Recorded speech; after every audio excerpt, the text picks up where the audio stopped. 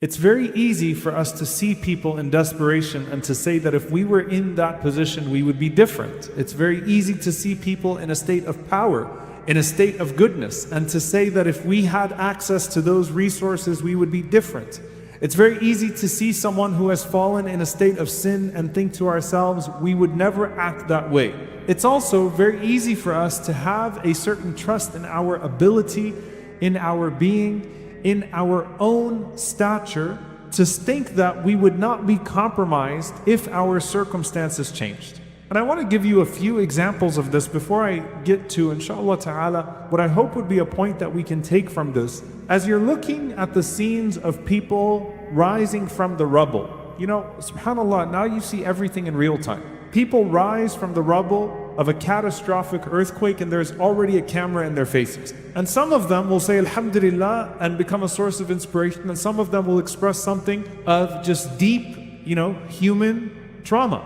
That your reaction in the midst of this devastation is going to be viewed by millions of people very quickly. And you might think to yourself, if I was in that position, I would probably do this. If I was in that position, I would probably be doing that. And all of us would like to think that if that hardship hit me, then I would be one of those people saying Alhamdulillah as soon as I rose from the rubble. We might have a certain trust of our own reaction that might not be accurate. While we certainly hope from Allah subhanahu wa ta'ala that would be the best. But let's go to something that's not as extreme. You're in Umrah or Hajj. You see people from a quote-unquote third world country. You might also originate from a quote-unquote third world country, and you see the way people are cutting lines and the way people are bolting and the way people are not respecting the signs, and you think to yourself, look at them. You see people in poverty and sometimes resorting to things that are not befitting of the believer to ever think about doing, and you think that could never be me. You see people who have fallen deep into a sin. May Allah subhanahu wa ta'ala open the doors of repentance for them. Allahumma ameen. And that's a whole nother subject in and of itself. The du'as of Imam Ahmad rahimahullah, the du'as of Imam Hassan al-Basri rahimahullah, when they used to see people in deep states of sin, for those people are some of the most beautiful du'as we learn in our tradition for Allah to guide them back. But you see them and you think with disgust, I could never be that. The truth is, Allah knows you better than you know yourself. And Allah subhanahu wa ta'ala caters circumstances to you in accordance with what He knows of you. See, a lot of times we think that if Allah subhanahu wa ta'ala gave me this, I would have been this way. Why did Allah put that person in that position of success? If I would have had that position of success, if I would have been there, I would have acted this way. It's like one of my mashayikh used to say about the people that are always complaining about the dictators in the Muslim world. He said, you would be the exact same way if you were in that position. The only difference is that you're robbing the person in the street with your business and that person's robbing an entire nation. It's not about the circumstances, it's about who you are here. And Allah knows who you are here, and Allah customizes circumstances to you because He knows who you are. And it's important for you to take a step back and to embrace the moment and circumstance that you are in and generate the best possible relationship with Allah subhanahu wa ta'ala. And when you see other people's circumstances, ask Allah subhanahu wa ta'ala to be spared from a negative response. I want to give you a few examples of this to really drive this point home bidnillahi ta'ala. The hadith of Abu Burda, when he was upset, not over a natural disaster, but he was shocked. How is it that Muslims could be killing each other? People, and he said, they have the same religion, they have the same deen, they have the same hajj, they have the same Ramadan, they have the same da'wah, yet somehow some of them are calling to kill others. How does that even happen? And he's walking through the marketplace frustrated. How could people descend into something like this? And I share with you a hadith from the Prophet ﷺ when he says that there would come a time that there's fitna, that there's turmoil and division and dissension, where the one who is seated is better than the one who is standing, and the one who is standing is better than the one who is running. To say what? That there's a time when fitna can become so bad that inaction is actually better than action, where it's better to actually suspend your deeds, not your deeds of ibadah to Allah subhanahu wa ta'ala, of worship of Allah, but you're acting in accordance with what you're seeing, because even right and wrong becomes so diluted that you can't tell which side you're supposed to be on, and things become deeply confusing. And he said, sallallahu alaihi wasallam, that when that time comes, when it's that confusing to you, if a person has a camel, stick to your camel. If a person has a sheep, stick to your sheep. If a person has a goat, stick to their goat. And flee to the valleys if you can. Get away from it. Don't find yourself in the middle of these types of fitan, of these types of confusion. And a person said to the Prophet sallallahu alaihi wasallam, Ya Rasulullah, what if a person has none of that? A person has nothing to sustain themselves with. Meaning a person cannot flee a bad circumstance. They have to stay in the middle of it somehow. Because the Prophet ﷺ is necessarily speaking to someone that has a certain level of economic privilege, even if that means owning a goat to go suffice yourself within a valley. Now for us, that could mean you have enough to keep yourself going and to get yourself out of a really bad situation. But this man is saying, what if I don't even have that? What if I have to be in the middle of it all because my poverty, my economics, make it as such? The Prophet ﷺ said, if that's the case, if Muslims start killing each other, people start killing each other, and you don't even know who's the oppressor and who's the oppressed anymore, and you're still stuck in the middle of that, the Prophet ﷺ said, the first thing you do is go to your sword and break it. Break the edge of the sword. Take a stone and crush the edge of the sword. You're thinking to yourself, wait a minute, people are killing each other. That sounds counterintuitive, right? That means arm yourself and be ready for the battle, right? The Prophet ﷺ is saying, before it even breaks out then, go break your sword. And if you can find a way to free yourself, then free yourself. And he says, but Ya Rasulullah, what if I end up in one of the ranks? Or what if an arrow comes towards me? The Prophet ﷺ says, then the sin will be on the one who threw the arrow at you. The sin will be on the one who killed you. But he said, sallallahu alaihi wasallam, be the one that is killed, not the one that's killing. In that situation, don't find yourself as an oppressor. Be the one that is oppressed, not the one that's oppressing. What is the Prophet ﷺ talking about here? He's saying that at some point, you can't even trust yourself. And you might think to yourself, I would never raise a weapon against another believer and hurt someone like that. But he's saying, sallallahu alaihi wasallam, that the desperation might get to a point that you're going to betray your principles. So before that even happens, break your sword. Because you don't know how you would act. You don't know how you're going to respond to that particular trial because you've never walked in those shoes before. You've never been in that test before. And the fitna should remain in your dunya, not in your deen. Let it be a trial and a tribulation with your world, with your worldly affairs, not with your affairs of the afterlife. It's a very powerful thing that the Prophet ﷺ is speaking about here. You don't know if the test got that severe if you're still going to respond that way. Rasulullah ﷺ said, even those of us who might live to see Al-Masih Ad-Dajjal, the Antichrist, may Allah subhanahu wa ta'ala spare us from his fitna. Allahumma ameen. What did he say, sallallahu alaihi wasallam? A person might think to themselves, I've got this covered. I already know what's written on his head. I know he's got one eye. I know he's a kafir. I know he's nothing. I'm not worried about him. I'll go approach him and tell him he's a liar. I have faith. I pray in the masjid. I know my Rabb. I know my Lord. I know my Prophet sallallahu alaihi wasallam. I know my Quran. The Prophet sallallahu alaihi wasallam said, if you hear about Dajjal coming, run away from him. And he said, sallallahu alaihi wasallam, see, that's the thing here. A person will go walking up to him thinking he's a believer. He might actually be a believer when he's walking up to him. But he's like, I've got this. I'm not worried about him. I'm not worried about his fitna. And he said, sallallahu alaihi wasallam, and then he ends up following him because of the feats of a Dajjal, because of the doubts that he's able to put in people's minds. He dove into it, and he thought that he was ready for it, and he wasn't ready for it. He thought that his belief was strong enough, and maybe it wasn't strong enough. The point is, Allah and the Messenger ﷺ are telling you, don't go test yourself. Say, Alhamdulillah, you haven't been put in that test. And if you're put in that test, it's because Allah subhanahu wa ta'ala knows you're capable. Because Allah is not unjust.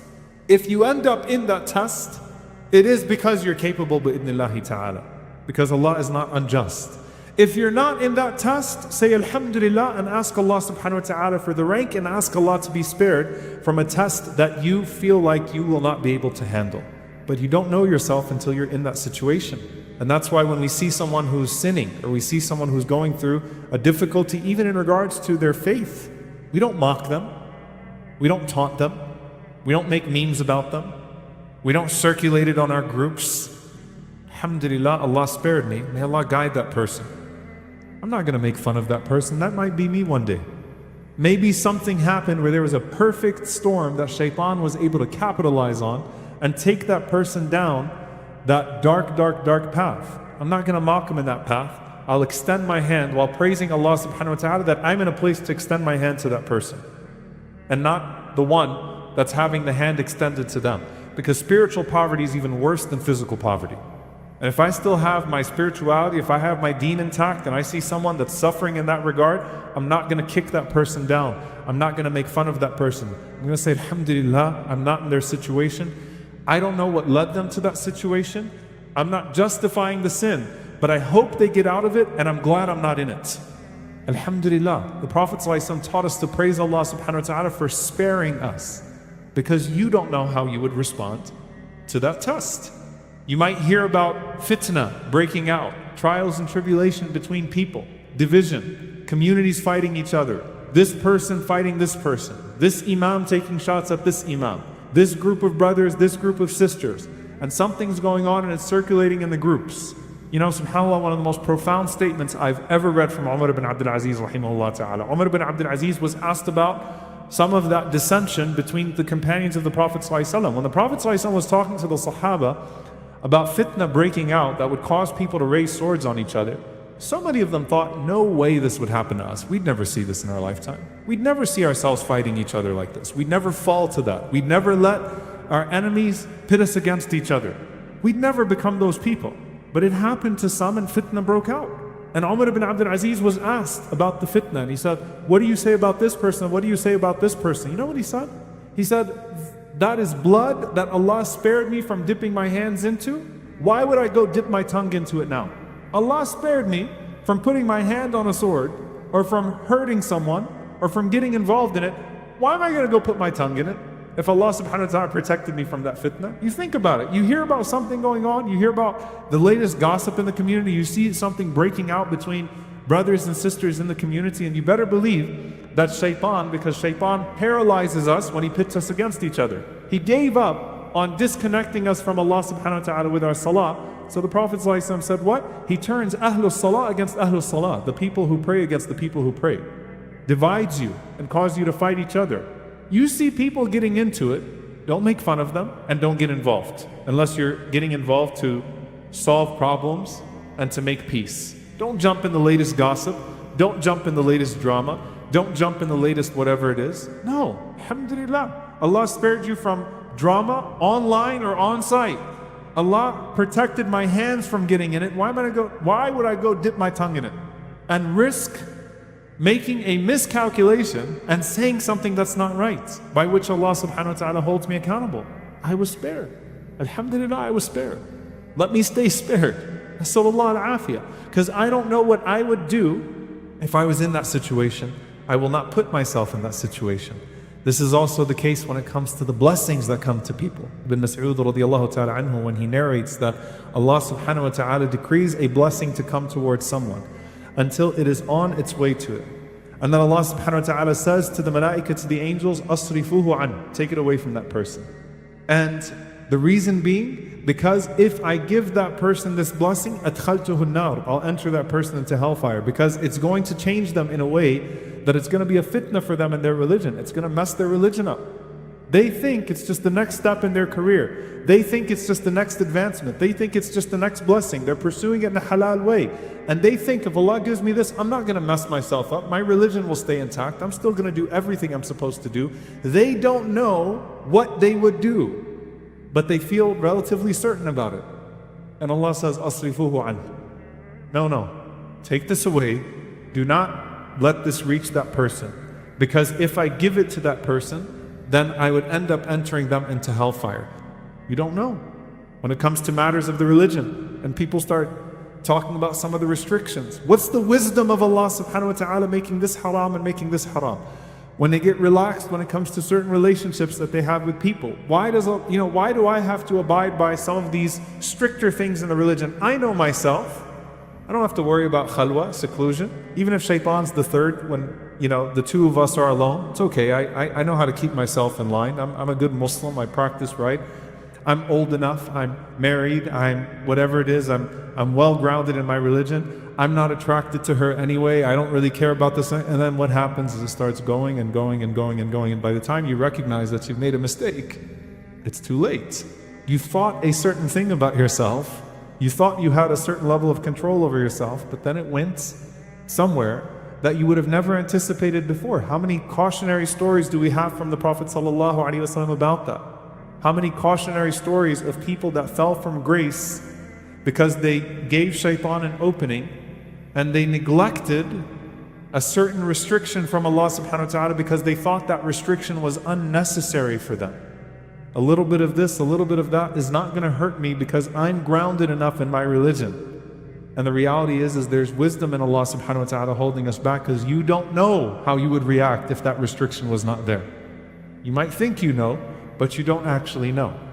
Now all of this leads to a particular place in our relationship with Allah subhanahu wa ta'ala. We trust Allah's wisdom in His legislation. We trust Allah's wisdom in His decree. We don't trust ourselves in every circumstance, but we trust Allah in every circumstance. I don't know how I would be if this change happened in my life or this change happened in my life. I hope Allah subhanahu wa ta'ala would grant me firmness and thabat. I hope Allah would grant me istiqamah, steadfastness. But I don't know. So I don't ask Allah for the trials. I don't mock those who are in trial. I don't ask Allah subhanahu wa ta'ala to make things so fundamentally different for me as a condition for me fundamentally changing myself. I am in a constant state of growth towards Allah subhanahu wa ta'ala, to where circumstances should matter less and less and less and less in regards to my thrust towards Allah subhanahu wa ta'ala. Circumstances have to become irrelevant to your relationship with Allah as much as possible. But don't put yourself to test, and don't sit around too long wondering why you are in a particular place that you are in. Instead, respond with how you can turn this place that you're in right now into an eternal place of the pleasure of Allah subhanahu wa ta'ala. And how you can help that person that might not be responding to their circumstances because you're looking at it from a different view than they are. That might not be pleasing to Allah subhanahu wa ta'ala, their circumstances, and help them out of their circumstances and help them to see how they can also be pleasing to Allah subhanahu wa ta'ala. Because the Prophet ﷺ was not satisfied with his own food. He wasn't satisfied with his own stomach being full. He wasn't satisfied with his own heart being full. He wasn't satisfied with himself ﷺ alone being in Jannah. He wanted to bring as many people along with him, pull as many people out of misery as possible. Not wonder why they're acting in the way that they are, or why they're in that misery. No. How do I get them out of it? Whether it's spiritual misery or physical misery or emotional misery or mental misery. And at the same time, to say, Alhamdulillah, Ya Allah, whatever circumstances you have put me in, I know are the circumstances that are best suited to me attaining your pleasure. Because Allah did not send you here to fail. Every single one of us was sent here with an opportunity to pass, or else it wouldn't be a fair test. Allah subhanahu wa ta'ala does not wrong them. وَلَكِنْ كَانُوا أَنفُسَهُمْ يَظْلِمُونَ. They only wrong themselves. May Allah protect us from wronging ourselves. And may Allah subhanahu wa ta'ala enable us to help others who may be wronging themselves. And may Allah subhanahu wa ta'ala spare us from tests and trials that may affect us in our deen. And may Allah subhanahu wa ta'ala grant us the best of this dunya and the best of the akhirah, and protect us from the punishment of the fire.